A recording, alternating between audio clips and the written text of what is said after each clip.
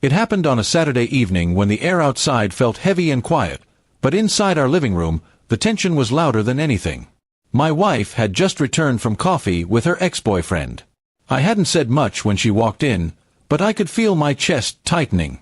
Something about the way she was smiling, carefree, as if nothing in the world mattered, made me uneasy. I finally asked her, trying to sound calm, "Do you really have to keep meeting him?" She looked at me with a playful grin, the kind of smile that once melted me, but now felt like a knife. Then she laughed, a short, cruel laugh that cut straight into my chest. "It's funny," she said, her voice dripping with mockery. "You get jealous every time I see him. Maybe it means you're not enough." For a moment, I couldn't even breathe. The words hung in the air like poison, and I felt my throat closing. I wanted to argue, to scream, to demand respect, but her laughter had already stripped me of dignity. She leaned back against the couch, scrolling through her phone, still smirking at my silence. I turned away, my fists clenched, and walked into the bedroom, replaying her words over and over. "Maybe you're not enough." That night, I lay in bed beside her, but sleep never came. My mind kept drifting to memories of our early days, how she once admired my strength, how she told me I was the only man who made her feel safe. Now, she was comparing me to her past, and I was losing. I realized I had given her too much power over me, and she had grown bold enough to humiliate me in my own house. The next morning, I acted normal. I made breakfast, spoke softly, and smiled when she mentioned she might meet her ex again. Inside, though, a fire was burning. I decided I wouldn't confront her with anger. I wouldn't beg her to stay. Instead, I would teach her a lesson she'd never forget. Over the next week, I changed my routine. I stopped waiting for her texts, stopped asking about her plans. Instead, I started going out more, spending time at the gym, reconnecting with friends I had ignored for years. She noticed, of course. One evening, she asked why I wasn't home when she called. I just shrugged and said, "I had better things to do." Her smirk began to fade as the days passed. She started checking my phone, pretending it was casual.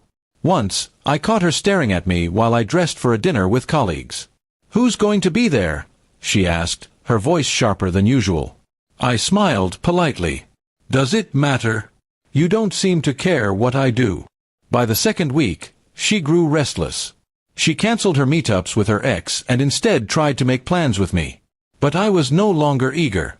I didn't refuse her, but I didn't chase her either. The balance had shifted, and she felt it. That's when I put my plan into motion. Our wedding anniversary was coming up, and she had been bragging to her friends about how I always spoiled her with gifts and dinners. This time, I told her I had planned a special surprise dinner at an upscale restaurant. She was excited, glowing like a bride again, telling everyone to expect pictures of the night. On the evening of our anniversary, she dressed up beautifully, expecting romance. I drove her to the restaurant, but when we walked in, she froze. Sitting at the reserved table were her closest friends, her parents, and even her ex, whom I had personally invited. Confusion spread across her face, but before she could speak, I stood up and raised my glass. "Everyone," I announced, my voice steady, "thank you for coming. Tonight is not just about celebrating our marriage. It's about honesty." My wife once laughed in my face and said maybe I wasn't enough. She thought humiliating me was funny. But I wanted all of you here so she can explain why she still meets her ex and mocks her husband's love. The room fell into shocked silence. Her face turned pale, her eyes wide. She stammered, denying, but the whispers had already started. Her parents looked horrified, her friends stared at her with disgust, and even her ex shifted uncomfortably. I didn't let her recover.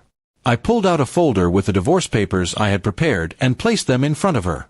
"You're right," I said coldly. "I'm not enough. Not for someone like you. But I will be more than enough for someone who values loyalty and respect. Tonight is the last time you laugh at me." She broke down crying, begging me not to end things like this, but her tears were useless now. Everyone had seen her true face, and the humiliation she once enjoyed at my expense now belonged solely to her. I walked out of that restaurant free, leaving her surrounded by the ruins of her own pride. For the first time in a long time, I felt powerful again. She had laughed at me once, but now the world was laughing at her. And that was my revenge, Not anger, not violence, but stripping away the mask she wore and showing everyone the cruel woman she had become.